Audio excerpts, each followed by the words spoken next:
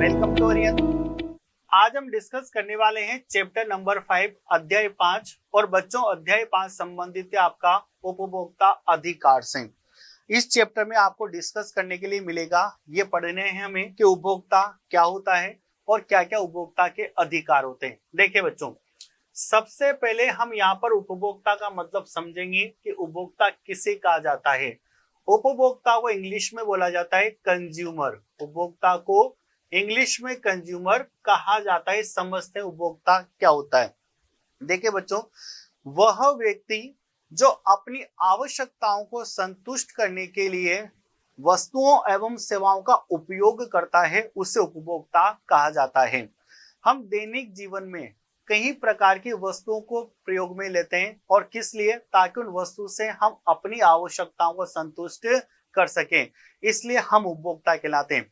दुनिया का प्रत्येक व्यक्ति एक उपभोक्ता है, क्योंकि हर व्यक्ति अपनी आवश्यकताओं को संतुष्ट करने के लिए दिन प्रतिदिन कौन कौन सी वस्तुओं का उपभोग करता है, इसलिए हर व्यक्ति क्या कहलाता है? उपभोक्ता कहलाता है। एक एग्जाम्पल के साथ बात करते हैं कि सपोज करिए आप बाइक चलाते हो, तो आप बाइक के उपभोक्ता हो, क्योंकि बाइक क्या करती है? आपको एक स्थान से दूसरे स्थान पर जाने की आवश्यकता को संतुष्ट करती है। अभी वर्तमान समय में आप पढ़ने के लिए जिस भी बुक को यूज में लेते हैं या पेन यूज में लेते हैं, तो आप उस बुक या पेन के उपभोक्ता हो, क्योंकि वो बुक और पेन आपके पढ़ने की आवश्यकता को संतुष्ट करती है। तो कहने का मतलब ये है कि वह व्यक्ति जो अपनी आवश्यकताओं को संतुष्ट करने के लिए वस्तुओं एवं सेवाओं का प्रयोग करता है, ऐसे व्यक्ति को उपभोक्ता कहा जाता है। देखिए, किसी सामान्य सेवा के, किसकी बात की जा रही है? किसी सामान्य या सेवा, यानी आप वस्तु भी बोल सकते हो, किसी वस्तु का उपभोग करने की बात की जा रही है। किसी सामान्य सेवा के अंतिम उपयोगकर्ता को, अंतिम उपयोगकर्ता का मतलब वह व्यक्ति जो उसका क्या करेगा? कंजप्शन करेगा, उपयोग में लेगा, उसे अंतिम उपयोग कहा जाता है। ठीक है, तो किसी सामान्य सेवा के अंतिम उपयोगकर्ता को उपभोक्ता कहते हैं, कंज्यूमर कहा जाता है। अब देखिए बच्चों, उपभोक्ता बाजार में अपनी भागीदारी आवश्यक वस्तुओं को खरीदकर पूरी करते हैं।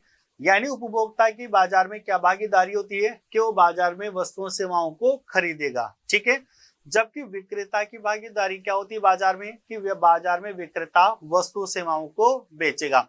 तो बाजार में क्रेता की भागीदारी का मतलब वस्तुओं को खरीदना और विक्रेता की भागीदारी का मतलब वस्तुओं को बेचना। लेकिन हम यहाँ पर केवल उपभोक्ता के संबंध में बात कर रहे हैं, इसलिए कहा गया है कि उपभोक्ता बाजार में अपनी भागीदारी आवश्यक वस्तुओं को खरीदकर पूरी करता है। ठीक है, हालांकि बाजार में उपभोक्ता शोषित किए जाते हैं। शोषित करने का मतलब है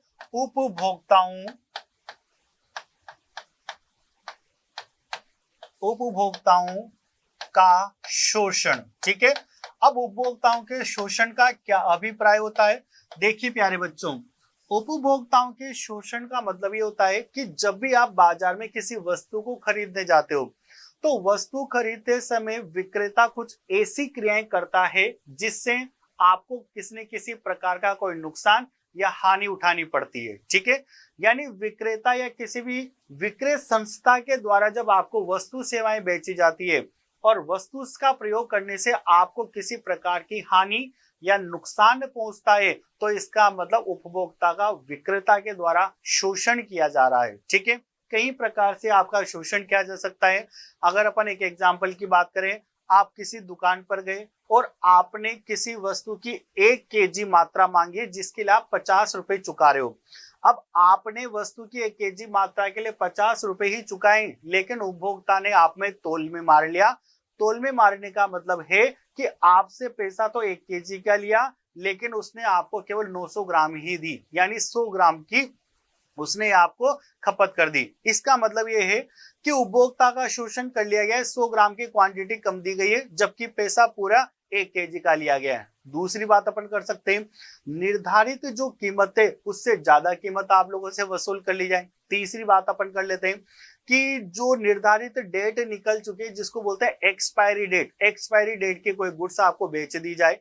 ऐसे सारे काम होने से उपभोक्ताओं को किसी न किसी प्रकार से नुकसान या हानि उठानी पड़ती है और उसे उपभोक्ता का शोषण कहा जाता है।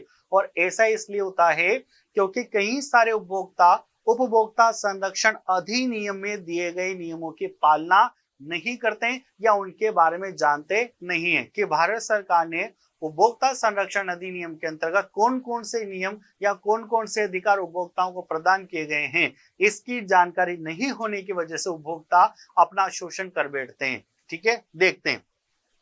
हालांकि उपभोक्ता बाजार में शोषित किए जाते हैं क्योंकि वे अपने अधिकारों पर बल नहीं देते, यानी भारत सरकार के द्वारा दिए गए वो अधिकारों का पूर्णतया प्रयोग नहीं करते हैं। ठीक है, देखते बच्चों, आगे टॉपिक है उपभोक्ताओं की सुरक्षा की आवश्यकता, यानी उपभोक्ताओं की सुरक्षा की आवश्यकता क्यों पड़ती है। क्योंकि अभी अपन ने डिस्कस कर लिया है कि विक्रेता कई प्रकार से उपभोक्ताओं का शोषण करते हैं। कम तोल पर वस्तुएं दे देना, ज्यादा कीमत क्रेता से वसूल कर लेना, यानी उपभोक्ताओं से ज्यादा कीमत वसूल कर लेना, गलत माल दे देना, जिस वैरायटी का जिस गुणवत्ता का पैसा आपने दिया है उससे कम गुणवत्ता की वस्तु आपको प्रदान कर देना, एक्सपायरी डेट की कोई वस्तु आपको दे देना, आपसे जबरदस्ती करना कि ये वस्तु तो आपको खरीदनी ही पड़ेगी। कई प्रकार से शोषण किया जा सकता है आपका। इसलिए क्या चीजें आपके जहन में होनी चाहिए या उपभोक्ताओं को संरक्षण देने के लिए क्या क्या चीजें होनी चाहिए, तो देखते हैं उपभोक्ताओं की सुरक्षा की आवश्यकता क्यों पड़ती है। उपभोक्ताओं के लिए सुरक्षा सुनिश्चित करने के लिए नियमों और विनियमों की आवश्यकता होती है। यानी अगर उपभोक्ताओं को संरक्षण प्रदान करना है, उपभोक्ताओं को सुरक्षित लेकर के चलना है, तो उसके लिए कई प्रकार के नियमों और विनियमों का निर्माण करना पड़ेगा ताकि उन्हें बाजार में किए जाने वाले विभिन्न प्रकार के शोषण से बचाया जा सके। क्योंकि बाजार में शोषण विभिन्न तरीकों से होता है। उपभोक्ताओं के शोषण करने वाले कारक इस प्रकार है, यानी किस किस प्रकार से आप लोगों का यानी उपभोक्ताओं का शोषण किया जाता है। तो देखते बच्चों, उपभोक्ताओं के शोषण के क्या क्या तरीके हो सकते हैं जिससे बाजार में उपभोक्ताओं का शोषण होता है। सबसे फर्स्ट पॉइंट है गलत या अधूरी जानकारी देने वाली कंपनियां।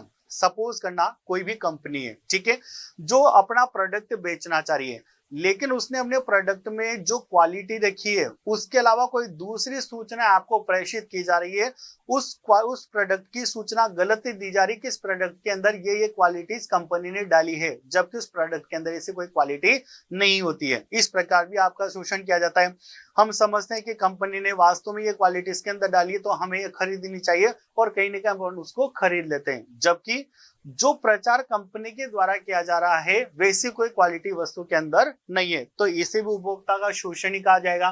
दूसरा, इलेक्ट्रॉनिक सामान में उचित सुरक्षा मानदंडों की कमी। देखिए, इलेक्ट्रॉनिक जो सामान होते हैं जैसे गीजर हो गया, कोई भी इलेक्ट्रॉनिक चीज हो गई, कूलर हो गया, एसी हो गया, फ्रिज हो गया, एलईडी होगी, कई सारे इलेक्ट्रॉनिक्स आइटम्स होते हैं। लेकिन प्यारे बच्चों, इन इलेक्ट्रॉनिक आइटम से व्यक्ति के जीवन में कई प्रकार की अनिश्चितताएं बनी रहती है। ठीक है, जैसे कोई इलेक्ट्रॉनिक आइटम इस तरीके का दे दिया जाए कि उसे करंट लगने के चांसेस हैं और व्यक्ति को हानि हो गई है, तो कई प्रकार के जो इलेक्ट्रॉनिक आइटम्स होते हैं वो जीवन के लिए हानिकारक बन सकते हैं। इसलिए क्या होता है, उसमें उचित सुरक्षा मानदंडों की कमी नहीं होनी चाहिए। कोई भी कंपनी ने कोई इलेक्ट्रॉनिक आइटम बनाया तो उचित सुरक्षा मानदंड उसमें डालने चाहिए ताकि उपभोक्ताओं को किसी प्रकार का नुकसान नहीं हो, यानी उपभोक्ता बिल्कुल सेफ रहे उसका उपयोग करते समय। दूसरी, घटिया उत्पादों को बेचना, यानी बहुत ही कम गुणवत्ता की वस्तु आप लोगों को दी जा रही है। अब घटिया क्वालिटी की जब वस्तुओं का उपभोग किया जाता है तो वो हमारी बॉडी के लिए किसी न किसी तरीके से हार्मफुल यानी नुकसानदायक होता है। यह भी उपभोक्ता का शोषण ही हुआ। अगला, मिलावटी और अशुद्ध खाद्य पदार्थों की बिक्री। वर्तमान समय में देखिए बच्चों, कई सारी चीजें ऐसी है जो हमें प्योर खाने के लिए नहीं मिलती, कई सारी मिलावटी वस्तुओं का प्रयोग किया जाता है और बाजार में उनको बेचा जाता है, और कई सारे उपभोक्ताओं की मजबूरी होती है क्योंकि या तो उसकी मिलावट के बारे में समझते नहीं है कि वस्तु में मिलावट करी गई है, या फिर उनको किसी प्रकार की जानकारी नहीं होती है। जैसे कई बार न्यूज़पेपर में या न्यूज में सुना ही जाता है कि घी के अंदर इन चीजों की मिलावट करी गई है और ये कंपनी ने यहाँ पर छापा मारा है तो नकली घी का कारखाना बरामद करा गया है। यानी क्या हो रहा है, बाजार में मिलावट की वस्तु बेच करके उपभोक्ता का शोषण किया जा रहा है। सूचीबद्ध से अधिक मूल्य प्राप्त करना, यानी वस्तु की जो निर्धारित कीमत है या जितनी कीमत अधिकतम निर्धारित की जा सकती है उससे भी ज्यादा उपभोक्ताओं से कीमत वसूल की जा रही है, तो ये भी उपभोक्ताओं का शोषण ही हुआ।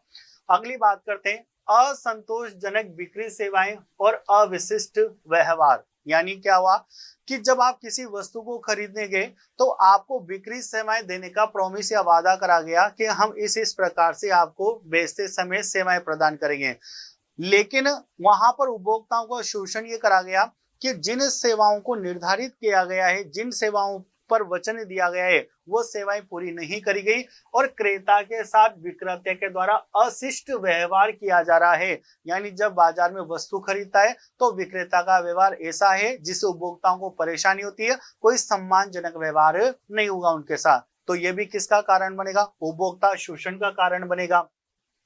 अनेक व्यापारी अनुचित व्यापारिक प्रथाओं में लिप्त पाए जाते हैं। यानी अनुचित व्यापारिक प्रथाएं, ऐसी प्रथाएं जिनका प्रयोग व्यापार में नहीं करना चाहिए। तो कई सारे ऐसे बड़े व्यापारी होते हैं जो व्यापार करते समय अनुचित प्रथाओं को यूज में लेते हैं जिनसे उपभोक्ताओं को नुकसान होता है। जैसे दुकानदार उचित वजन से कम वजन तोलते हैं। यानी कई सारे दुकानदार ऐसे होते हैं जो जितने वजन की वस्तु उपभोक्ता खरीदना चाहता है और उतने वजन के लिए पैसे भी वो दे रहा है, लेकिन फिर भी उसको वजन में कम कर दी जाती है वस्तु, तो ये भी उपभोक्ता का शोषण हुआ है। अगला, उपभोक्ता को आकर्षित करने के लिए समय समय पर मीडिया और अन्य स्रोतों जैसे होर्डिंग्स आदि द्वारा गलत और कृत्रिम सूचना देना। यानी आप जानते हो वर्तमान समय में एडवर्टीजमेंट एक सबसे बेस्ट तरीका है बाजार में अपने उत्पाद की जानकारी करवाने के लिए या अपने उत्पाद की बिक्री को बढ़ाने के लिए। लेकिन कई सारी कंपनीज ऐसी होती है जो विज्ञापन के माध्यम से, होर्डिंग्स के माध्यम से अपने प्रोडक्ट का गलत प्रचार करती है, गलत सूचनाएं उपभोक्ताओं को पहुंचाती है और उपभोक्ता उस चीज पर विश्वास करके वस्तु सेवाओं को खरीद लेते हैं, तो ये भी उपभोक्ताओं का शोषण ही कहा जाएगा। तो प्यारे बच्चों, हमने अभी टॉपिक ये देखा है कि उपभोक्ताओं का शोषण कई प्रकार से किया जा सकता है, वो सारे पॉइंट्स अपन ने देखे। अब देखते हैं अपन उपभोक्ता आंदोलन। देखिए बच्चों, उपभोक्ता आंदोलन का क्या अभिप्राय होता है, सुनिए आप अच्छे से।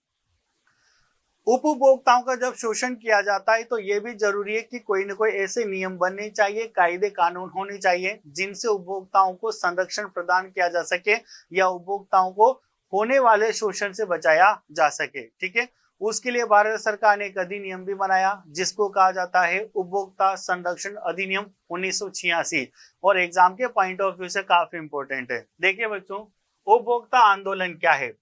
भारत में सामाजिक बल के रूप में उपभोक्ता आंदोलन का उदय अनैतिक और अनुचित व्यवसायिक कार्यों, यानी जो उपभोक्ता के लिए अनुचित और अनैतिक कार्य विक्रेताओं के द्वारा किए जाते हैं उनसे बचाने के लिए उपभोक्ताओं के हितों की रक्षा करने और प्रोत्साहित करने की आवश्यकता के साथ हुआ। यानी उपभोक्ता जो संरक्षण है या उपभोक्ता जो आंदोलन है वो उसका उदय कब हुआ या कैसे हुआ कि जो विक्रेता अनैतिक और अनुचित कार्य करके, ठीक है, उपभोक्ताओं का शोषण करते हैं, तो उन उपभोक्ताओं के हितों की रक्षा करने के लिए, उनको प्रोत्साहित करने के लिए आवश्यकता के साथ हुआ।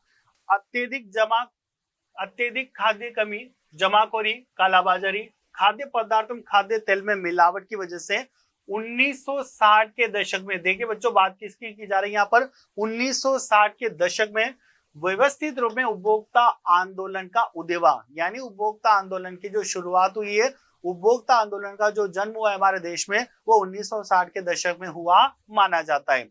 1970 के दशक तक उपभोक्ता संस्थाएं वृहत स्तर पर उपभोक्ता अधिकार से संबंधित आलेखों के लेखन और प्रदर्शनी का आयोजन का कार्य करने लगी थी। यानी धीरे धीरे जो आंदोलन है वो बढ़ता गया और उपभोक्ताओं को जागरूक करने का प्रयास किया गया। देखिए बच्चों, अब बात करते हैं उपभोक्ता शिकायत केंद्र की कि उपभोक्ता शिकायत केंद्र क्या होता है।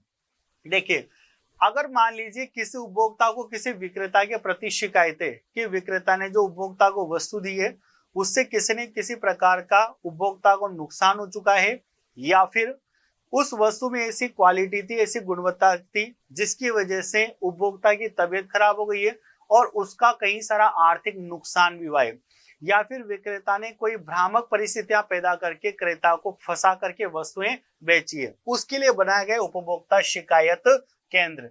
तो भारत में उपभोक्ता आंदोलन के विभिन्न संगठनों के निर्माण में पहल की है, जिन्हें सामान्यतः उपभोक्ता अदालत या उपभोक्ता संरक्षण परिषद, यानी कई सारी चीजें बनाई गई है उपभोक्ता को संरक्षण प्रदान करने के लिए।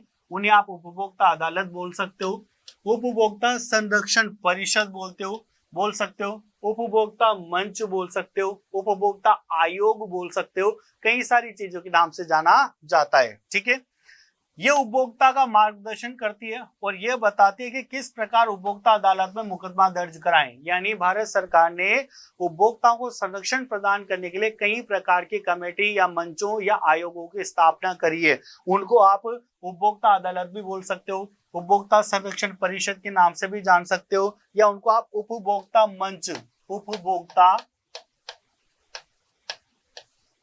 भी बोल सकते हो, या उपभोक्ता आयोग भी बोल सकते हो, उपभोक्ता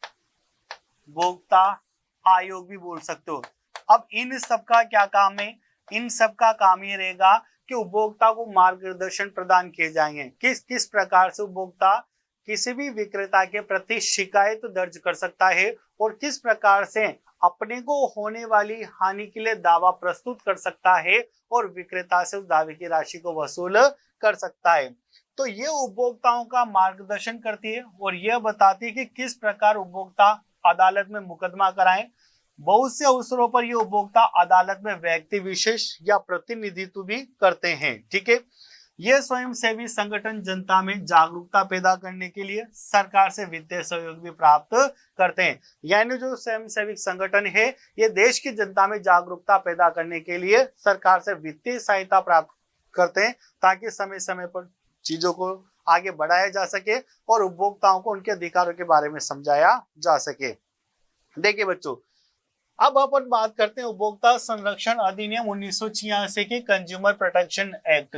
देखिए, उपभोक्ता के अपने अधिकार दिलाने के लिए भारत सरकार ने एक अधिनियम बनाया जिसे कहा जाता है उपभोक्ता संरक्षण अधिनियम, और इस अधिनियम को 1986 के अंतर्गत बनाया गया, इसलिए इसको स्पेशल 1986 के नाम से जाना जाता है। तो टॉपिक है आपका कंज्यूमर प्रोटेक्शन एक्ट 1986, उपभोक्ता संरक्षण अधिनियम 1986।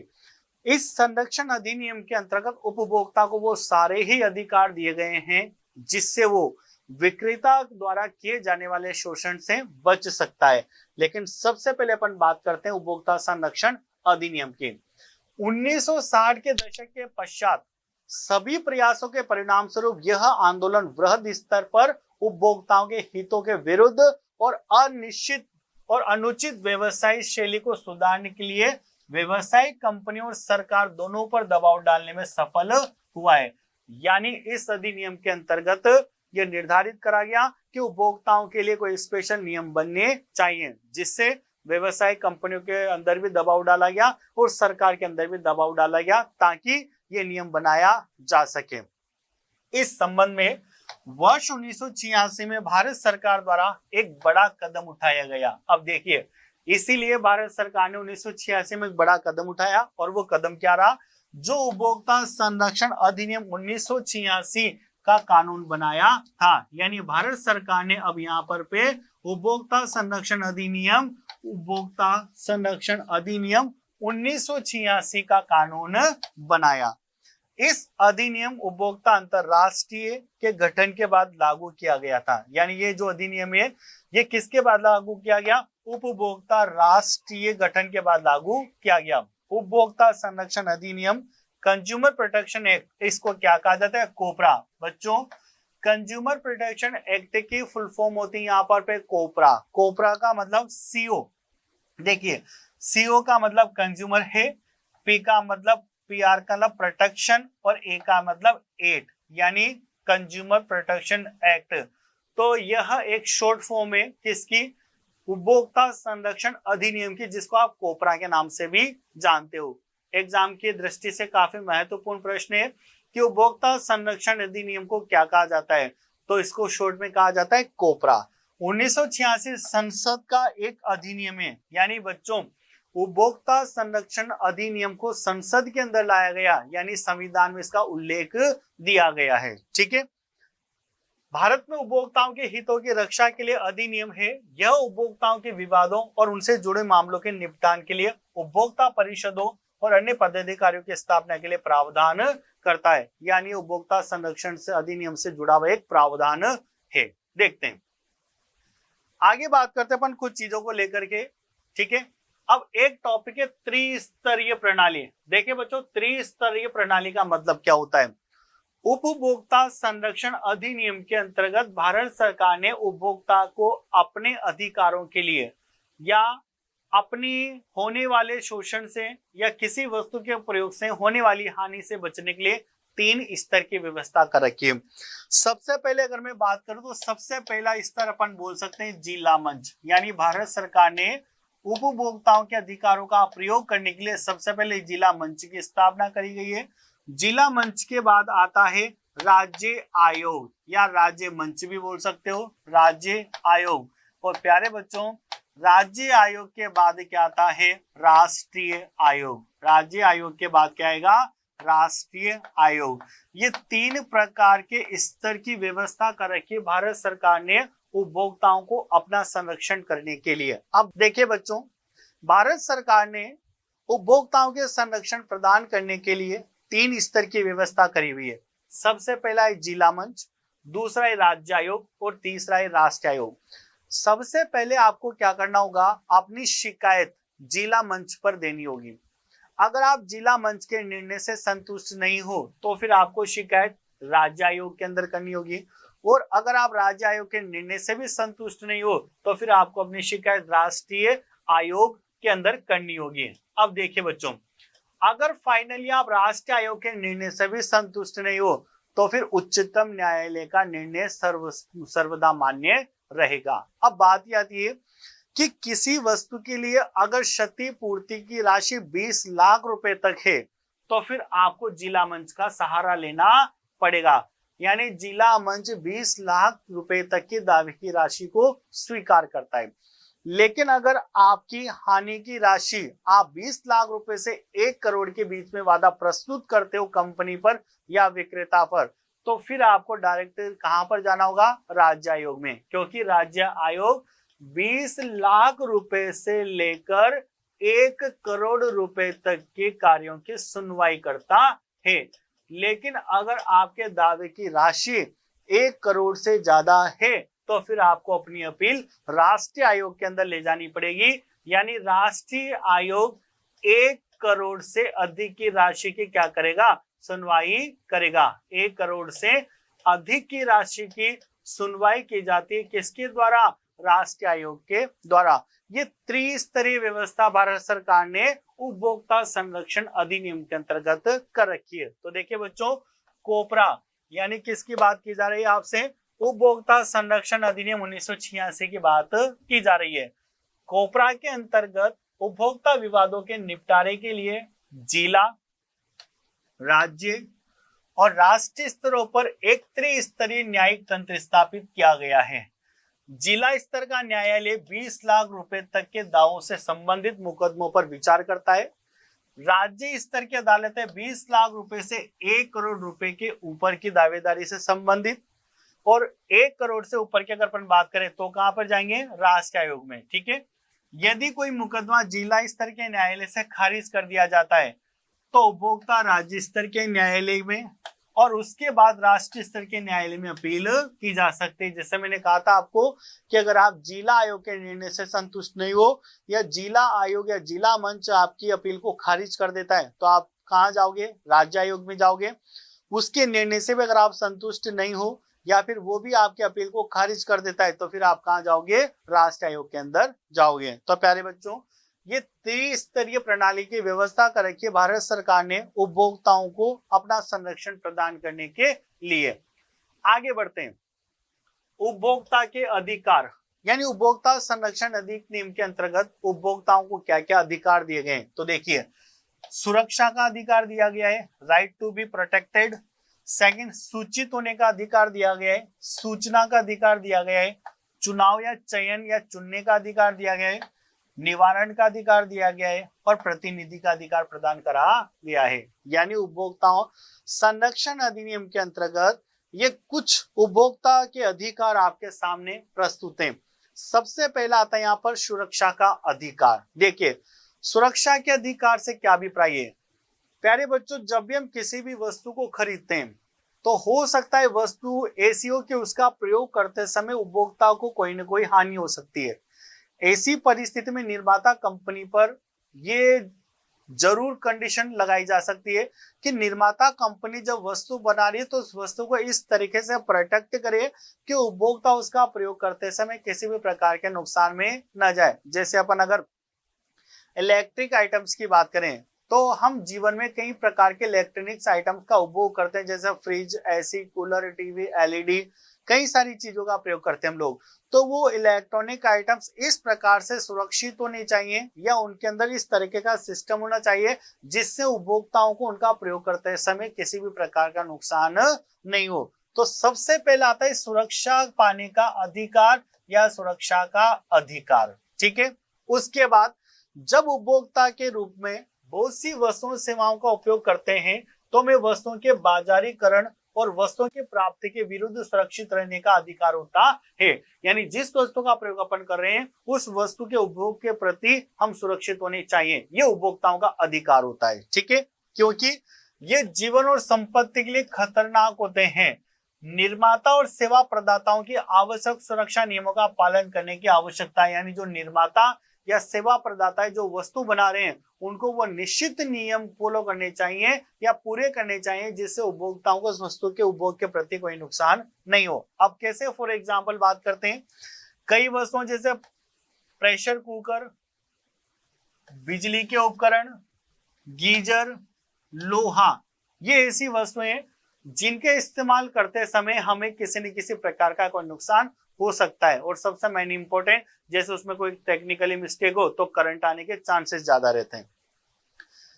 तो देखिए बच्चों, कई वस्तुओं की सुरक्षा के लिए विशेष ध्यान देने की आवश्यकता होती है। यदि इन वस्तुओं में दोष है तो ये गंभीर दुर्घटना का कारण बन सकती है। ठीक है, इसलिए सबसे पहला अधिकार क्या दिया गया है, सुरक्षा का अधिकार, कि हर निर्माता कंपनी को वस्तु में इस तरीके के उपाय अपनाने पड़ेंगे जिससे उपभोक्ताओं को उपभोग के प्रति या उपयोग करते समय कोई प्रकार का नुकसान नहीं होना चाहिए।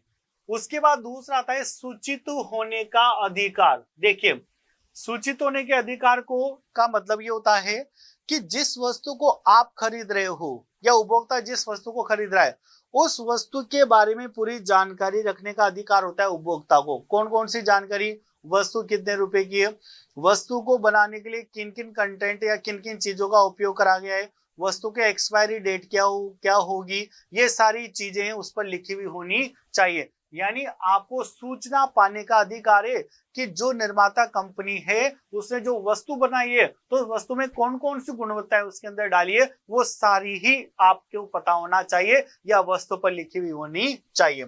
तो सरकार ने उत्पाद के पैकेट पर सभी सामग्रियों और सुरक्षा सुविधाओं के निर्माण की तारीख, मूल्य, मात्रा, समाप्ति की तिथि, उपयोग के लिए दिशा आदि का उल्लेख अनिवार्य कर दिया है। यानी सरकार ने प्रत्येक निर्माता को यह बता दिया गया है कि वस्तु को बनाते समय आप जिन जिन चीजों का प्रयोग कर रहे हो, जो कीमत आप ले रहे हो, कितने रुपए में कितनी मात्रा आप दे रहे हो, क्या एक्सपायरी डेट उसकी रहने वाली है, ये सब आपको वस्तु के पैकेट में प्रदर्शित करनी पड़ेगी। ये सब उपभोक्ता संरक्षण अधिनियम के अंतर्गत भारत सरकार ने किया गया है, जिसको कहते हैं अपन सूचना प्राप्त करने का अधिकार। देखिए बच्चों, आगे टॉपिक आता है हमारा तीसरा, सूचना का अधिकार। ठीक है, अब सूचना के अधिकार से क्या संबंधित है। अक्टूबर 2005 में भारत सरकार ने, किसकी बात की जा रही है, अक्टूबर 2005 में भारत सरकार ने एक ऐसा कानून बनाया कि उपभोक्ताओं को किसी न किसी चीज के प्रति सूचना प्राप्त करने का अधिकार है।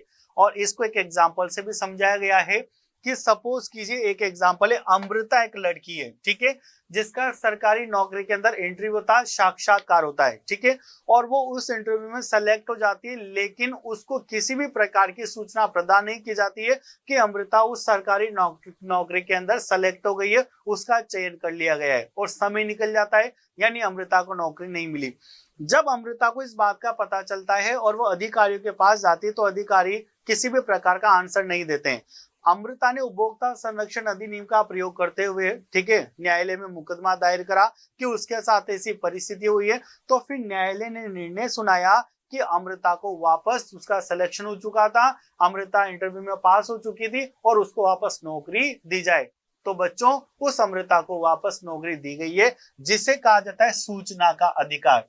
और इस सूचना के अधिकार को कब बनाया गया? तो अक्टूबर 2005 में, इंपोर्टेंट एग्जाम के पॉइंट ऑफ व्यू से, अक्टूबर 2005 में भारत सरकार ने एक कानून बनाया जिसे सूचना का अधिकार, राइट टू इंफॉर्मेशन आरटीआई अधिनियम के नाम से जाना जाता है, जो अपने नागरिकों को सरकार के कामकाज के विषय में सभी जानकारी सुनिश्चित करता है।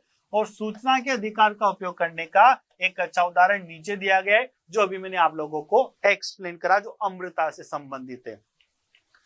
आगे बात करते हैं चुनने का अधिकार, चुनाव करने का अधिकार। यानी बच्चों, जब भी आप किसी वस्तु को खरीदते हो तो वस्तु को खरीदते समय आपको वस्तु के चुनाव में बिल्कुल स्वतंत्रता है।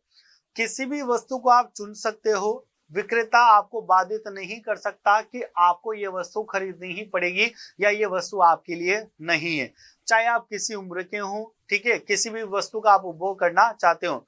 फॉर एग्जाम्पल, अगर अपन बात करते हैं, कोई भी विक्रेता है जो एक टूथपेस्ट के साथ आपको एक ब्रश दे रहा है और साथ ही साथ एक कंडीशन लगा देता है कि अगर आपको टूथपेस्ट खरीदना है तो इसके साथ साथ हम आपको ब्रश भी देंगे, तभी जाकर के वस्तु को बेचेंगे। तो प्यारे बच्चों, ऐसा नहीं हो सकता। उपभोक्ताओं को उपभोक्ता संरक्षण अधिनियम के अंतर्गत पूरी तरीके से स्वतंत्रता की या चुनाव या चयन की अधिकार दिया गया है।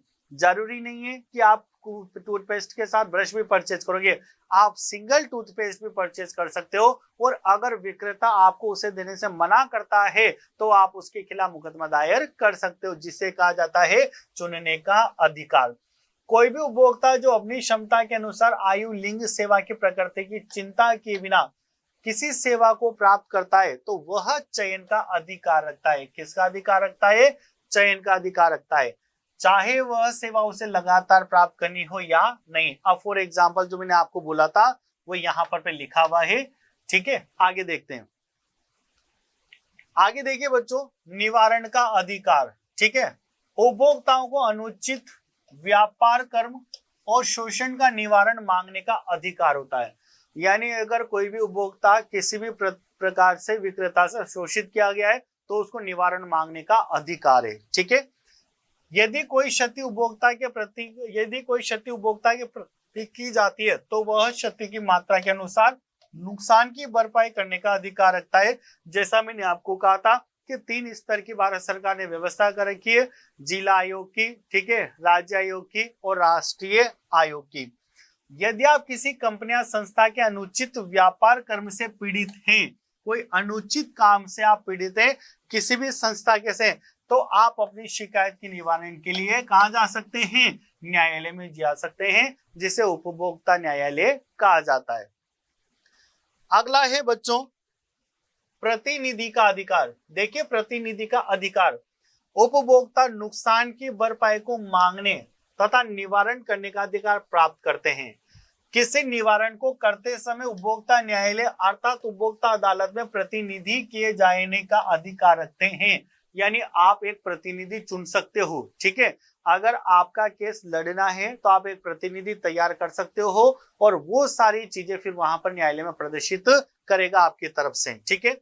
इस उद्देश्य के लिए त्रिस्तरीय अर्ध न्यायिक तंत्र की स्थापना की गई है। यदि सहायता की आवश्यकता है तो इस दशा में उपभोक्ता अदालत या उपभोक्ता संरक्षण परिषद से सहायता ले सकता है। आगे देखते हैं, कुछ इंपॉर्टेंट पॉइंट से कॉन्सेप्ट है वो हमें देखने महत्वपूर्ण तथ्य। यानी कि बच्चों, इस चैप्टर में कुछ ऐसे टॉपिक हैं, कुछ ऐसे पॉइंट्स हैं जिनकी आपको परफेक्ट नॉलेज होनी चाहिए। देखते हैं कौन कौन से तथ्य हैं।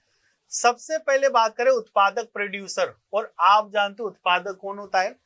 वह व्यक्ति जो बाजार में वस्तुओं एवं सेवाओं का उत्पादन करता है उसे उत्पादक कहा जाता है, ठीक है। उत्पादक कोई व्यक्ति हो सकता है, कोई संस्था हो सकती है, कोई भी उत्पादक हो सकता है। और उत्पादन करने के लिए हमें उत्पादन के साधनों का प्रयोग करना होता है। और उत्पादन के साधन आपको समझाए हुए हैं पहले। सबसे पहले भूमि, पूंजी, श्रम और साहस, ये 5 उत्पादन के साधन होते हैं। तो उत्पादक कौन होता है? ऐसा व्यक्ति जो वस्तुओं का निर्माण या उत्पादन करता है उसे उत्पादक कहा जाता है। फिर बात आती है उपभोक्ता यानी कंज्यूमर, किसे कहा जाता है? तो मैंने आपको बताया वह व्यक्ति जो अपनी आवश्यकताओं को संतुष्ट करने के लिए वस्तुओं एवं सेवाओं का उपयोग करते हैं उन्हें उपभोक्ता कहा जाता है। और बच्चों, दुनिया का हर व्यक्ति उपभोक्ता है, क्योंकि हर व्यक्ति अपनी आवश्यकताओं को संतुष्ट करने के लिए दिन प्रतिदिन अलग अलग प्रकार की वस्तुओं का उपभोग करते हैं। इसलिए हम सब कौन सी श्रेणी में आते हैं? उपभोक्ता की श्रेणी के अंतर्गत गिने जाते हैं। उपभोक्ता इंटरनेशनल, देखिए उपभोक्ता इंटरनेशनल यानी वर्ष 1985, क्या मतलब है? संयुक्त राष्ट्र के दिशा निर्देशों पर उपभोक्ता सुरक्षा के लिए एक समूह का गठन हुआ। देखिए प्यारे बच्चों, किस लिए? उपभोक्ता सुरक्षा के लिए, यानी उपभोक्ताओं को अपने संरक्षण प्रदान करने के लिए या उपभोक्ताओं को विक्रेता द्वारा किए जाने वाले शोषण से बचाने के लिए क्या करा गया? राष्ट्रीय स्तर पर एक ऑर्गेनाइजेशन गठित करा गया। यानी संयुक्त राष्ट्र के दिशा निर्देशों पर उपभोक्ता सुरक्षा के लिए एक समूह का गठन हुआ जो अंतरराष्ट्रीय स्तर पर उपभोक्ता आंदोलन का आधार बना। समग्र रूप से यह उपभोक्ता इंटरनेशनल था। यानी उपभोक्ता आंदोलन शुरू करने के लिए अंतरराष्ट्रीय स्तर पर एक गठन बनाया गया और उसी गठन को किस नाम से जाना जाता है? उपभोक्ता इंटरनेशनल के नाम से जाना जाता है। कोपरा, अभी आप लोगों को बताया गया है कि जो उपभोक्ता संरक्षण अधिनियम 1986 है उसे ही कोपरा के नाम से जाना जाता है। सीओ का मतलब होता है कंज्यूमर, ठीक है, यहाँ पर सीओ का मतलब कंज्यूमर होता है, पीआर का मतलब प्रोटेक्शन है और ए का मीनिंग एक्ट है, यानी कंज्यूमर प्रोटेक्शन एक्ट, उपभोक्ता संरक्षण अधिनियम, जिसको शॉर्ट में कोपरा के नाम से जाना जाता है। और कब गठित हुआ था? ये 1986 के अंदर।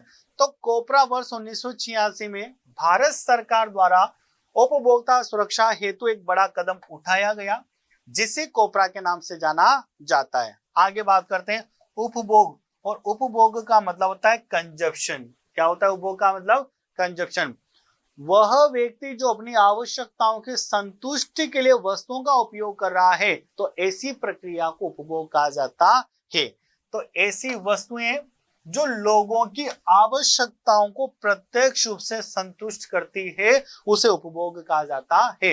यानी अगर आपकी बाइक आपको एक स्थान से दूसरे स्थान पर ले जा रही है तो वह आपके एक स्थान से दूसरे स्थान पर जाने की आवश्यकता को संतुष्ट कर रही है, इसलिए ये प्रक्रिया क्या कहलाएगी? उपभोग कहलाती है। उपभोक्ता जागरूकता, कंज्यूमर अवेयरनेस, उपभोक्ताओं का अपने अधिकार के प्रति सचेत जागरूक रहना ही उपभोक्ता जागरूकता कहलाता है। यानी आपको अपने अधिकारों के प्रति जागरूक रहना है।